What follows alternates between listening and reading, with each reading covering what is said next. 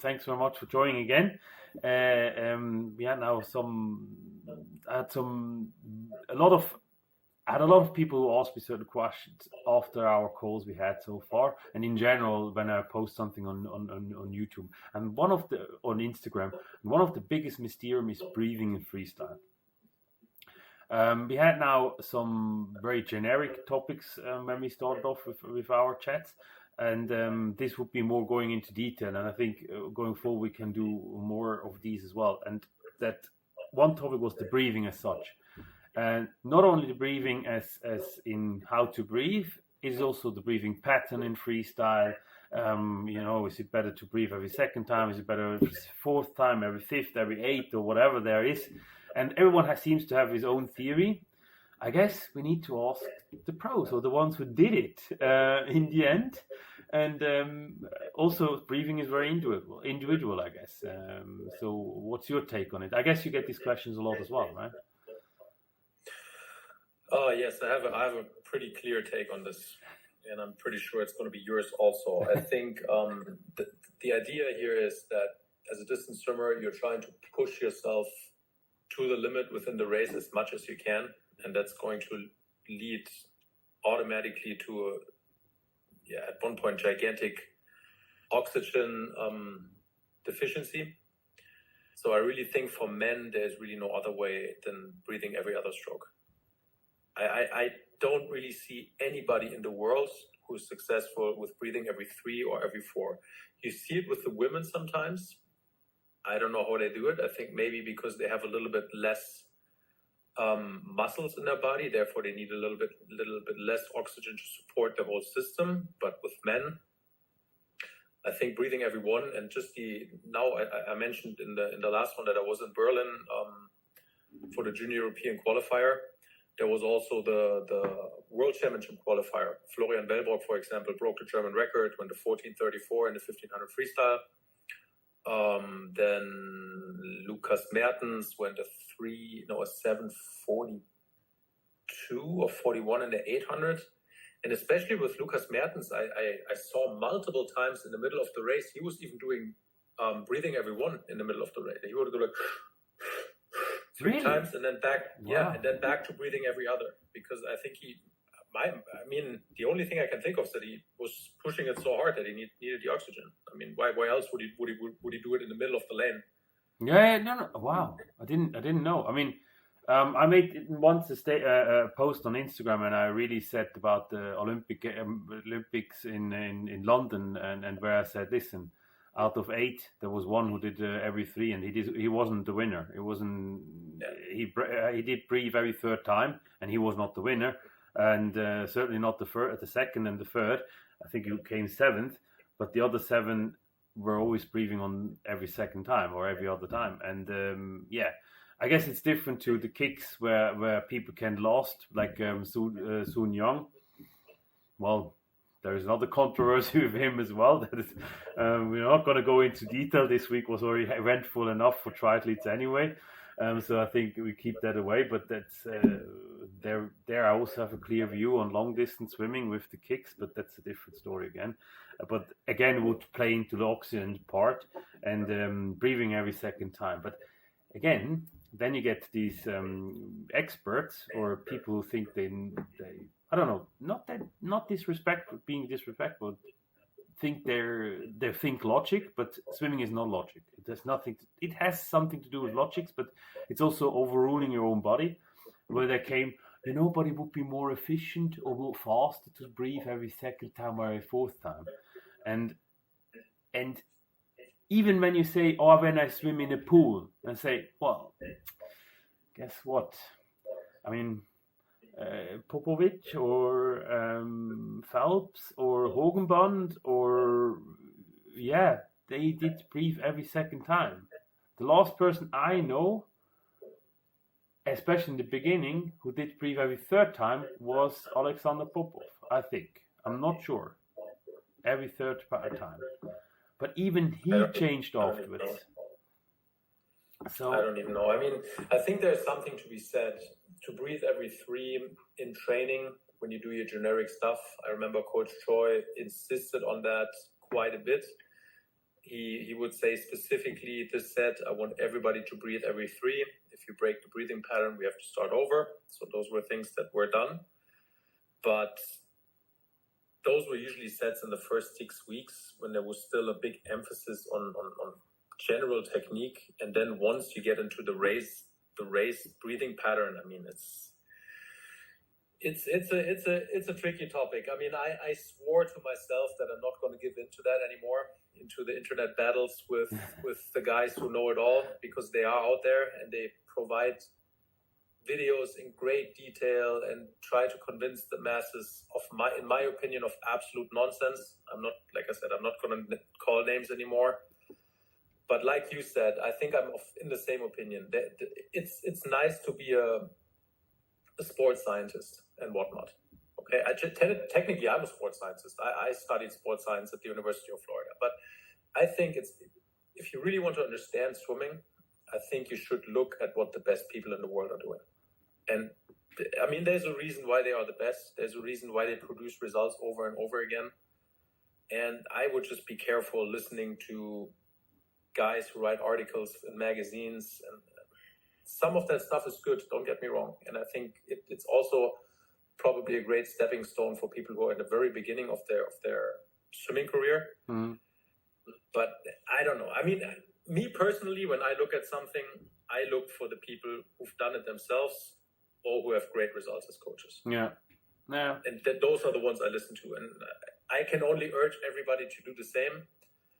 There's a great coach in Brazilian Jiu-Jitsu who's John Danaher, might be the best one in that field. And he always said he defines mastery in any given sport if you have been in the top 20 in the world in your discipline. That's when he says you really truly mastered your sport in all the details, because otherwise you wouldn't get that far. Now, that doesn't necessarily make you a great coach. I understand that, because those are two different things.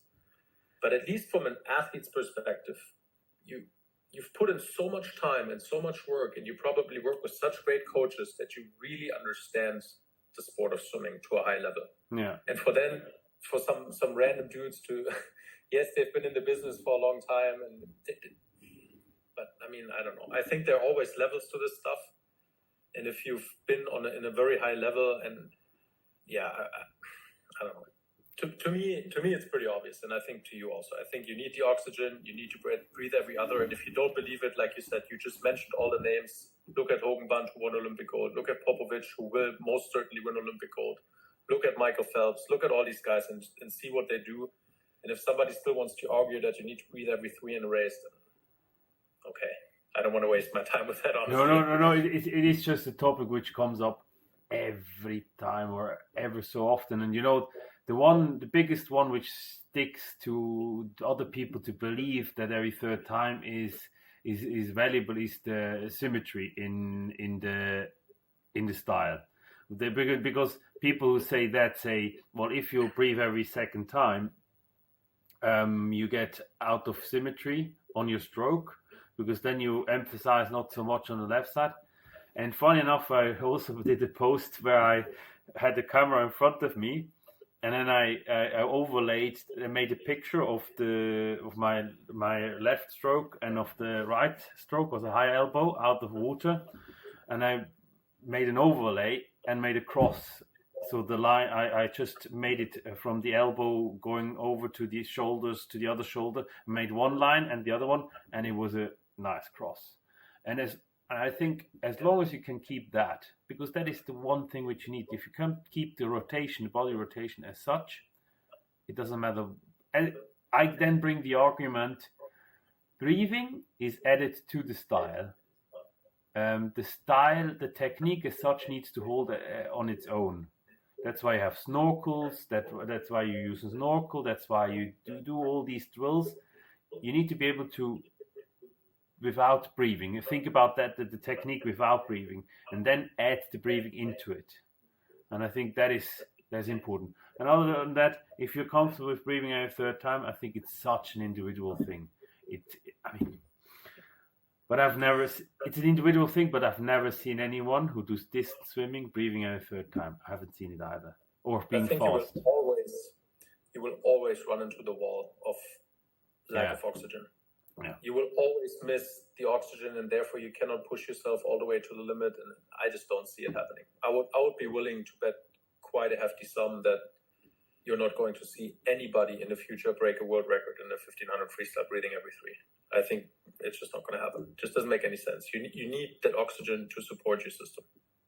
But also, it's also a thing. The oxygen is the part which I think once you know about swimming and you understand it a bit, you will realize it's about the oxygen. It's about fueling the muscles with air and be able to continuously swim. To understand how it works, if you start out swimming, just to have covered that topic as well. If you want to learn swimming and if you want to learn freestyle properly, try to do both. Try to do drills in both. Even go and one exercise we did was one length you breathe every second time. The second length you breathe every third time. The third length is every fourth time, and then so on. You go as high as you can until you don't breathe at all for a length if you can. And this is just a drill, just as a drill, not as a you need to do it. It's just as a drill, and therefore it is. I think more important, that is the other topic or the part of this topic, breathing. And when we go into the breathing as such is, you and I don't think we know or we realize how we learned how to breathe. We just do it. We know it. We know how it works. Even if we stop at some point, or we never really stop, but we have sometimes, like for example, I have moments when I breathe out more and when I breathe out less. And usually I always explain it, and that's the other part of the breathing topic, which I also want to quickly go into, is what would you tell a person? I mean, I guess the pattern is clear, that we are in line and we're in sync. And if you go out and ask any pro, every second time. Learn both, but you know where you need the oxygen. Now, how do you tell someone who starts off what is important? Because usually they get the problem at the end of the lane, and they're like, they have, how would you, you had this question as well, I guess. I have a problem with breathing, not the pattern. I think it's a very, very tricky topic. I think what I generally tell people, and this is, you almost say it's a lame answer, but I would say let it take care of itself. Because when you think back as a kid, you were just swimming. You didn't really think about, I was out of breath. Yes, you were out of breath, but what are you going to do about it? You're going to change your technique. You just swim and swim and swim, and you're going to eventually you're going to adapt. I mean, obviously, the basics, you should be finished exhaling underwater before you breathe in on top of, like on the surface. Obviously, you don't have time to breathe out and in at the same time on the surface. Yeah. I mean, that should be clear. But I think everybody does it a little bit different. Like I tended to keep my air in quite a long time, so I have a little bit more buoyancy, and was then able to exhale quite lots amount of air towards the end and breathe in. There's also a pretty funny experiment at the University of Florida where in one of our study labs, one of our professors had one of those little thingies where you can measure how hard and how much air you can exhale at once. Mm-hmm. And he was really proud of himself because he could get it almost all the way up to the scale, like almost to the maximum. And I took the thing and I went, and poof, it went all the way to the end. And he, like almost like somebody broke his record. He looks like, what was that? And he gave me his because he thought mine was broken, and I did it again. And then he asked me, are you on the swim team? I was like, yes. I was like, oh, that makes a lot of sense. Because we've been breathing out towards the end of a stroke so many times with high volume that your lungs develop an ability to breathe better. So basically, I think you need to give it time. Your body's going to adjust automatically. And yeah, I think that's almost the best advice that I can give. I know it's probably not what people want to hear. I think they want to have a magic answer, but no. I like it, but that's why I like also this course, because we realize certain things. I mean, yes, the general rule of thumb is as soon as your head is on the water, you breathe out, and as soon as your head turns to the side. And what you shouldn't do is, or like for us, it might work because I also have a different pattern. So when my head goes back into the water, I breathe out a bit. Let's say when I have my lung, I breathe out 25% or 30%. Then I switch from mouth to nose, so I breathe out through my nose for a bit, just not as enough, like not a lot, like you can see it also on videos. So some air goes out, and then shortly before I come out to breathe in again, like to turn my head, I do again this push exactly as you say it. I push it all out. The rest of these, let's say 50% which is left, I push it out, and you can see that there. So it's slightly different, but again, we learned it when we were, I don't even know anymore. It just worked. It's the same thing as in butterfly. At some point it made click, and you had this rhythm in it. We don't even know it anymore. But I guess. Or the flip turn. The flip turn is also a good comparison. I just talked about this yesterday in the Amazing University live call. I think once you make up your mind that you want to learn a flip turn, you have to understand that in the beginning you're going to be slower, and you're going to have less air, and everything's going to be terrible, and you're asking yourself the questions, why should I even do the flip turn? I thought it's supposed to be faster, and all of a sudden I go three seconds slower in 100. But I think if you stick with it and you go through the trenches, so to say, and you just suck it up, eventually, like you say, it's going to do click, and then you have a base which you can build on. Then you can start to make small technical adjustments. But first, you need to get comfortable. You need to get comfortable with running out of air, flipping, getting lost. And in the beginning, out of 10 flip turns, 2 are going to feel good. In week 3, out of 10 flip turns, 5 are going to feel good. In week 9, out of 10 flip turns, 8 are going to feel good. If you do a flip turn, there's not going to be a single flip turn that's not going to feel good unless you go 50 all out, and then you might miss one if you hit the wall really, really fast. But normally every flip turn, you can close your eyes and you can do it blind and it's going to feel good. Yeah. It's just automatically something that happens with repetition, and I think you should just give it time. It's a good point. But people are too focused on it, It's the swimming. I need air. Okay, I need to breathe. I need to get it done. I need to get it right. I need to have it. Otherwise, it doesn't work. And I like that approach, actually. I like that really approach. But as I said, it's one of the topics as well, which, and there is also a lot of, similar as with the breathing pattern, there is a lot of research or science about it, how to breathe out. I say always breathe out all your air which you have in there. And then another one comes and says, no, you need to always leave some rest air in your lungs. Yes, you will in general. Even if you walk down the street and if you breathe out, you will never empty your lung completely. But over time, our lungs develop to 6-7 liters by just what you said, consistency and doing it over and over again. It's something we just have this big volume. And now we could actually say, but guys, your volume is 5 liters or 4 liters, 4.5, like an average person's liter. I have 2 liters more. That needs to go all out before I inhale again. And then they lose it completely, because then they miss it out. But also the mouth and nose breathing is it's another one. But I guess it's a topic which I wanted to touch, because it comes up a lot, and I think people worry too much about it. I agree. I think the human body is capable of adjusting to a lot of things. And generally what I find also when I'm sick a little bit, and jiu-jitsu is a great example. Like I'm by no means a jiu-jitsu expert. I'm a hobbyist, but I love the sport. And whenever I'm dinged up a little bit or have a little injury, it bothers me usually as long as I give it space in my head. As soon as I say, okay, it is what it is, I have this now, I'm going to work around it, then I forget about it, and before I know it, it's not even an injury anymore. And I think it's the same with the breathing and then with the flip turns. If you just make up your mind, it's like, this is what it is, I am out of breath, maybe it's going to get better, maybe it's never going to get better. And then this is just what swimming is for me. It's supposed to be like that, and then you don't think about it anymore, and then the next thing you know, you're breathing correctly. And I think you just need to give it time. And then some people are more talented than others. That's also just the way how the world works. For some people, it takes 3 weeks and they're breathing just fine, and maybe you need 6 months. So what? You cannot change it anyways. I mean, what are you going to do? You're going to quit? No. That's the only other option that you have. It's true. It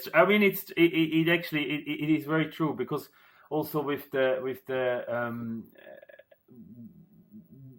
what you said, what we said over our calls as well, there is more important things to think about. For example, the grinding, the training as such, like what you do in swimming. I guess I would say, and then maybe stands his own, I would say that you get on a 10 times 100 meter every time, or go every 130, you swim every 100 in 102 is more important than think about the breathing. Yes, absolutely. And in the end, it's the journey which is the way, not the thing about. But people get too focused. Yes, swimming is a very technical sport, and everyone says it. But that doesn't mean you need to think about the technical all the time. We don't do it. You don't. I don't. I mean, it works before. Listen, I posted a video. My kids, the kids certainly don't. No. If I remember, even my 14-year-olds, how many times I need to tell them the same thing over and over. And these are competitive swimmers. They think about everything, but certainly not about the technique. No. Sad but true. No. Listen, there is a quote which I said before the call. We were in Lanzarote, and there was this German coach and he had also long distance, but I didn't know. I don't know where they came from. And then there was a guy called Michi in the team, and then the coach screamed out this several times in one session: Michi, schau nicht auf die Technik, schwimm einfach. Schau nicht auf die Technik. So basically, Michi, don't look at your technique, just swim in the end, and that's actually it. Just race. Yeah. Just race. So just it is like that. You said it. So yeah, I think we have it there as well. I guess, general thing. Once your head is in the water, breathe out, and you need to think that you need to have enough air space in your lungs free to breathe in again, to get new oxygen, to fuel your muscles. And this is a simple principle. And there it ends, I guess. I think that is it. And don't think about it too much. Just do it. Grind.